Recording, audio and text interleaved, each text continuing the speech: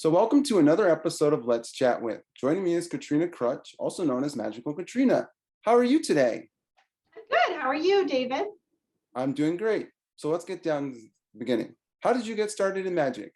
I started as a princess at children's parties when I was 18. I was being hired to do magic shows in this company I worked with. They were kind of like a factory. They would just have a bunch of different sizes of Cinderella costumes and Elsa costumes and all that. And they would send you out with a costume that was 2 sizes too big and, a dove pan, a change bag, and like a appearing flower and face paint supplies and balloons. And they just be like, go do it. And they weren't magicians.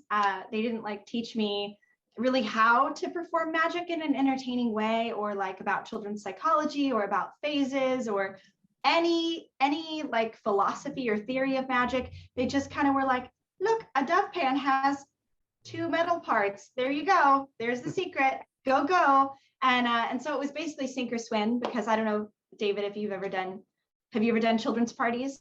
No, I have not. No, you haven't. They will tell you if they see something. And even if they don't see something, they will tell you if they think they know how it's done and they're guessing the totally wrong thing. Kids are just, very ruthless. So I just had to kind of sink or swim and learn quickly. And for the first 2 years, magic was like the part I dreaded the most. And my favorite was when I just got to sit and listen to Disney music and face paint and balloon twist while the kids stood in line. And the magic show was the part I dreaded. But it was my practically full-time job doing like event work and stuff as an actor at corporate events. And I was in this like 1920s Gatsby type Charleston dance troupe. And this is right after the Gatsby movie came out. So we did all these events. So I was just always, and I was doing like the champagne skirt thing. I don't know if you've seen that, where the girls wear so I used to do that. I would get paid like $100 an hour to just walk around and wear a champagne skirt, or be a cigarette girl, all of those kind of acting roles at corporate events. And I would always see like the magician there, right? And so I started to get hired to do like the kids magic, and slowly magic became my favorite part of doing the kids shows. And I realized that the show that they'd taught me kind of sucked, but I could make my own show and start to really get into magic on my own. And then I started taking classes at the Magic Castle and actually learning about magic theory. This is like 3 years into doing magic, and I was making a living at it, and I still didn't consider myself a magician because I just kind of thought of it as like a gig to have. But when I went to the castle and I saw all these people making it art, like Zabrecki and Carissa Hendricks and David Kovac, and I really love character-driven magic magicians with like reasons for why they're doing stuff, and storylines. I thought, oh my gosh, this is an art form. Who knew? Because all I'd ever known about magic was from me doing crappy kids parties and what I saw on Arrested Development and people making fun of it. So I've been doing magic now for 9 years, eight or 9 years, but I've only really been like taking it, like I've been doing it professionally for that long, but I've only really been like thinking of it as an art form and doing magic for adults and close-up magic and getting super into it. I don't know, like the last 6 or 7 years. So yeah. So when you were a child, around 3 years old, you saw The Wizard of Oz and wanted to become a performer. What drew you to the movie Wizard of Oz?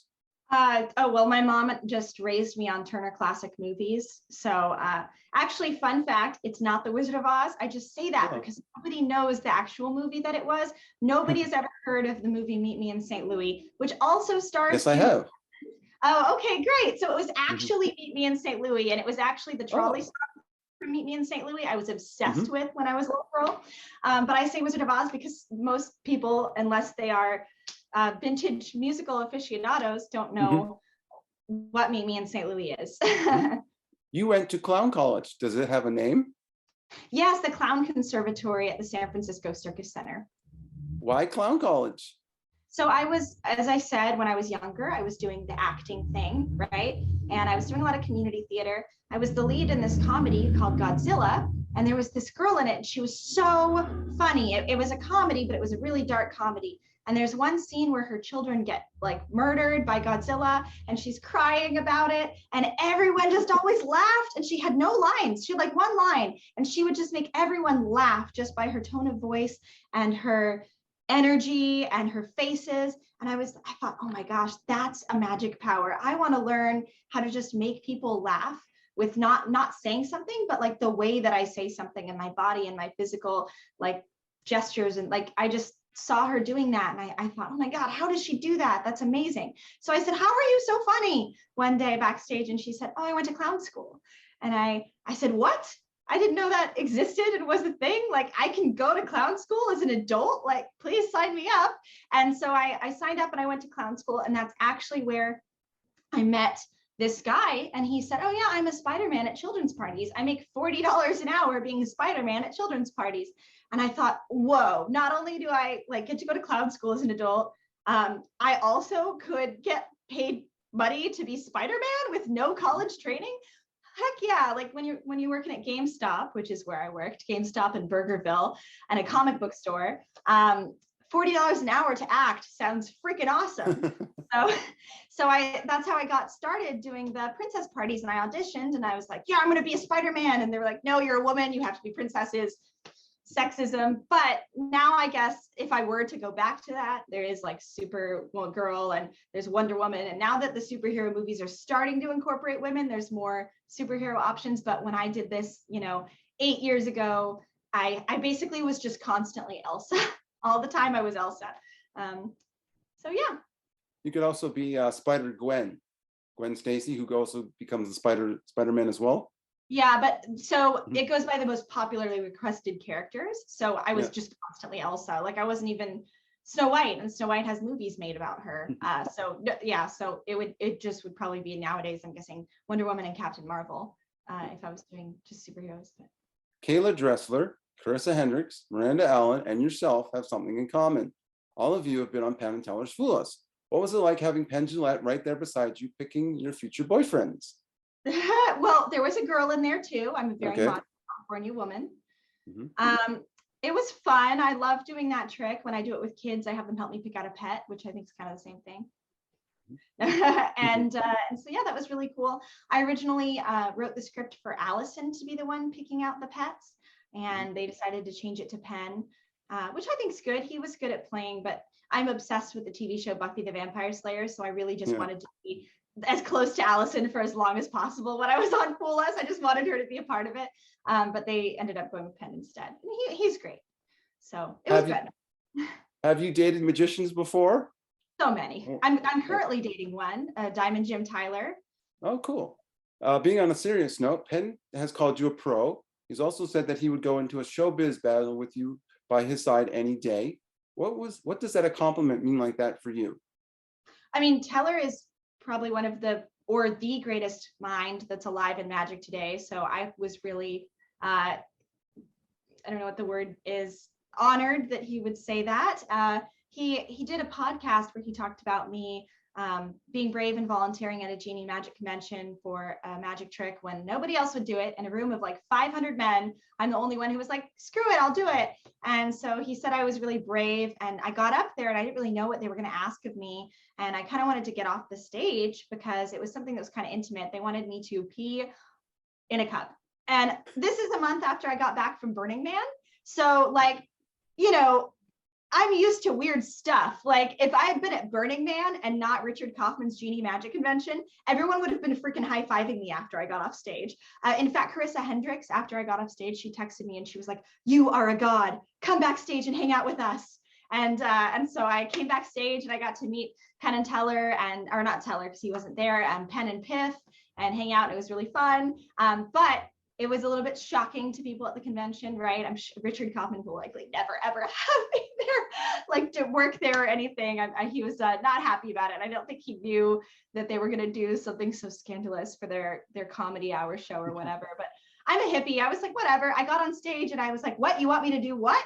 And he was like, yeah, do it right now. And I was like, what? Can I go off? And he's like, no, you have to be on the stage. And Piff's wife is like, yeah, do it right here. Yeah. Like with her big sparkly pink outfit. I was just like, how about I go off? And they're like, no, here. And I just like looked at two people that I really trust and admire and that are professionals and that I really look up to, Penn and Piff. Piff is one of my favorite magicians of all time, like top 3. And I was like, screw it. I trust these people. I went to clown school. I'll commit to a joke. I'll commit to a comedy bit, especially if it's like a physical comedy bit. So I played along with them and I did what they wanted me to do on stage. And I even said that I was like, okay, whatever, I'm up here, and I did it. And I didn't even think that Penn heard me say that. I didn't know that because it was so loud and it was a really intense moment. And then he did a whole podcast on Penn Sunday School about meeting me and how it like humbled him and how brave he thought I was, and about me doing clown school. And he said I was like the next Lenny Bruce of magic, which is great, but not ideal for selling myself at children's parties. So I was like, can I steal another quote from your podcast about me? Like, he said a lot of things. He said I was really funny. And he said, here, I'll do you one better. I'll just write you a quote. And he wrote that in an email to me. And I've been using it ever since. It's great. Besides Penn and Teller, who I love, you've performed for someone else who I find fascinating. Dita Von Teese, what was that like performing for her? Oh, that was so cool. I'm obsessed. I have all of her books signed. I have posters of her. I have been to the Crazy Horse Paris, which is this dance venue that her and Rudy Kobe and Kevin James have all performed at. And I just love her so much. So that was such a huge honor. It was really cool. Like, probably the only thing to rival that is when I got to, I got to swing dance with Bill Nye the Science Guy, which he's one of my biggest celebrity crushes ever. He's adorable and he's a little bow tie. Okay, and then also doing magic for Allison Hannigan from Buffy, who was my magical inspiration as a child, and then getting to do magic for Dita Von Teese. Those are like the coolest things I've done in my bucket list of life. So it was amazing. Also, you and Kayla Dresser have performed in the touring show called Champions of Magic. What was it like for you? And do you have any road stories you could share? It was fun. It was, oh my God, the most work ever. And right now I'm a virtual magician mainly. I do a lot of shows, and I am lazy when it comes to doing work. So it was fun. It was like a 2-week tour. We went to Mexico. I felt like a rock star every time I would come out on stage, because they spend thousands and thousands on pyrotechnics, and we would like make a helicopter appear and do all this really cool, like David Copperfield level stuff. And so it was really fun. Everyone in the cast was really nice and really fun. And it was really, really cool to do. It was also a lot of work. Like, I have so much respect for Kayla Drescher for doing that for 2 years.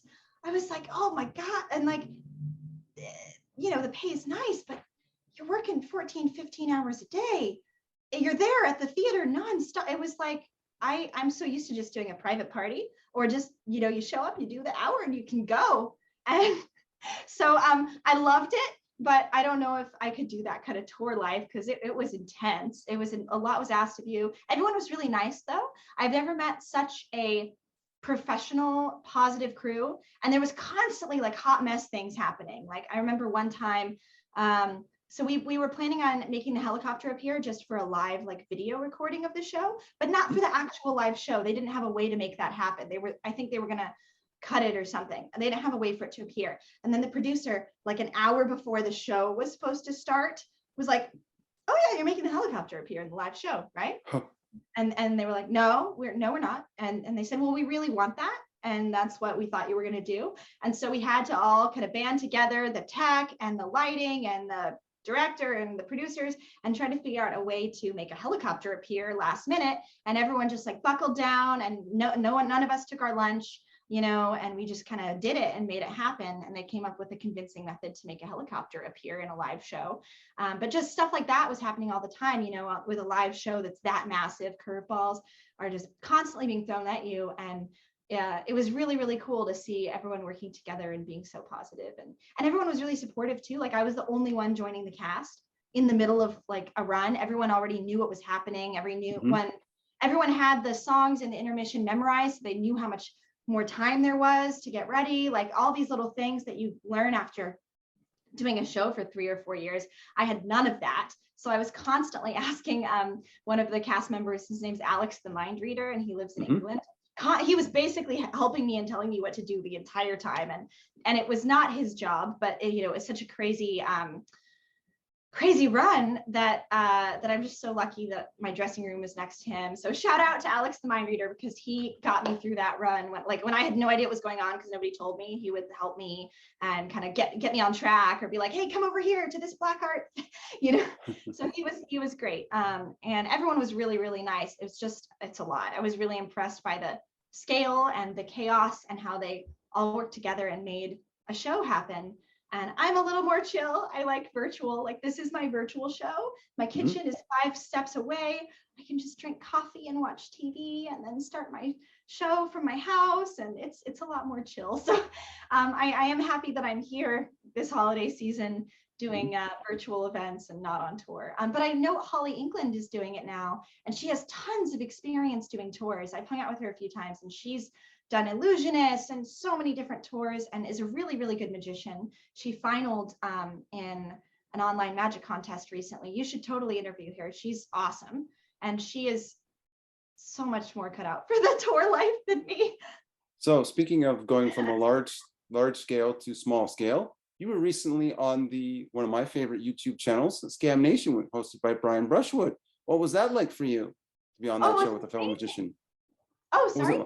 What was it like to be on a show, on a YouTube channel with a fellow magician like that? Oh yeah, it was great. Brian was so nice. My favorite was getting to meet his daughter, Josie. And she's just so sassy. And like the first thing she said when she saw me was, oh, I love your hair. And I was like, I love your hair. And we just fell in love. And I'm excited for when my episode with her comes out, because she really liked my magic trick. It was one of the favorite tricks I've ever taught. It was a card trick that I teach on it. So watch out for that episode where I'm with Josie. You said also in that episode at the end, you were going to be on the new season of Masters of Illusion. So what was it like when they called you and said, hey, we want you to be on our show? So I had been in talks to potentially be on the show for like a month or two. A couple of different people recommended me. And then it was like the Monday before filming on Wednesday, like 2 days notice. They're like, okay, we want to have you on. Send in videos of everything you have that isn't cards, coins, linking rings, cups and balls, or anything like classic that's already probably been done. Send us everything that isn't that stuff. And so I dropped everything, and I got my friend Day Morey, who also was requested to audition for them. He's a young magician. He's a really good TikTok magician. He has like 500,000 followers on TikTok. And we got together, dropped everything, and all that Tuesday just recorded and invented and came up with magic stuff. So if someone does want to be on TV, my best advice is just, you have to be okay with jumping through hoops. I mean, same with being on tour and everything, because Masters gave me not a lot of notice. And same with Fool Us. I was constantly jumping through hoops to get on it, changing my act, rewriting comedy lines, giving like a list of different ideas, and then they just nitpick and choose. And so there's a lot of that when you're doing TV. So I recorded probably like 12 different acts to send to them, and they said they really wanted a Christmas act, so I came up with like a Christmas thing, and specifically, and like just in a day invented a bunch of brand new stuff for their show with my friend Day, who their name is Day, and we recorded them and sent them off. And then Wednesday she said, okay, we want like these 5 acts, can you send another video of those 5 acts of the 10 you sent me? So I did that, and then Wednesday night she's like, okay, you're confirmed, we're filming tomorrow, see you 9 a.m. So it was crazy. And I think people don't realize how fast-paced shows are. Tours and shows, they're just very, very fast-paced, and you have to be willing to jump through hoops to get those opportunities, and they're not always convenient, but they're super fun. Like that was one of the coolest things I've done. And I filmed like five things. And so I could potentially be on 5 episodes. I did see, I did run into Gay at Abbott's, and she said that I made the cut for a couple episodes. I don't know which ones they are. So just watch all of them. And maybe I'll be looking for it. Yay. You were in a photo project called Breaking a Thread by Martina Abertazzi. What was it concerning, and what does it mean to you to be involved? Oh, is that the Washington Post article? I didn't know. Yes. Oh. Yeah, you were in a photo where you were holding up your hands, and you had the card in between it. It was a photo of you at the Houdini estate. Yes, yeah. And it was so funny, is the photo opportunity at the Houdini estate. They have all these different illusions, and you and your friends can take pictures in them, and they're like stone, they're like built into the ground, you know what I mean? Like a photo opportunity at the Houdini estate. And one of them is the floating thing in the ring, right? But it's all metal and it's welded into the ground. So the ring is welded into the ground with it like a chain thing, and the levitation is welded into the ground with an arm. And so just for fun, my friend and I took a picture on there, and then they ended up using it for the headline of the article, which totally gave away how the trick works, because it wasn't the trick. It was like a a statue photo op of the trick. Do you know what I mean? Like it was not the trick. It was like if there was a cutout and I put my head in it and was like, hey, like it wasn't magic. It's not, I don't even do that illusion. And so it meant a lot to be a part of that. But I have also gotten a lot of flack from female magicians that are mad that I flashed that illusion. And I have no say in what they chose for the Washington Post article and what they chose to make, you know, the main headline picture. And she took 700 photos of me that night. I was there for like 3 hours doing strolling. So yeah, I didn't know she was going to use that, but I'm glad you remember the one with the card and not the headline one of me with the ring totally flashing that illusion because it was photo op. So, but it was cool. Yeah, I mean, I think being a woman in magic is just like being a man in magic, except you have different, you know, genitals. Like I think that gender is just a construct, right? Like money and time, and you know, it's just made up, right? So I mean, but that being said, I'm like, I'll call anyone whatever they want, you know. So I'm very open-minded. I just want people to get along and not be so full of hate. But I think the whole, you know, glorifying women just because they happen to be women in magic is not great. That being said, I'm so glad I've gotten so many opportunities because of it. I know that I'm a token and I am okay with riding that wave as long as I can. But I also realize it's not fair. You know, I don't think it's fair to tokenize a group of people and give them more opportunities because of it. Christmas 2021 is approaching fastly, and you perform holiday magic shows. Tell me about that, and where did the idea for your holiday magic shows come from? Well, it sells. Last year I did a lot of holiday corporate parties, and companies really want that. That's what they want. And so I've discovered, you know, theming my magic to a company's needs helps you get booked a lot. And I was actually surprised. I did a Halloween show, I did a Valentine's Day show, and a lot of companies were booking those things just because it's fun to be festive. So it comes from that. My holiday show is very like generic corporate event, safe holidays. It's not like religious in any way. And yeah, it's just fun. It's a lot of stuff that I do in my normal show, but kind of tailored to be holiday specific. So like in my birthday show for kids, I'll have them think of a gift that they want for their birthday.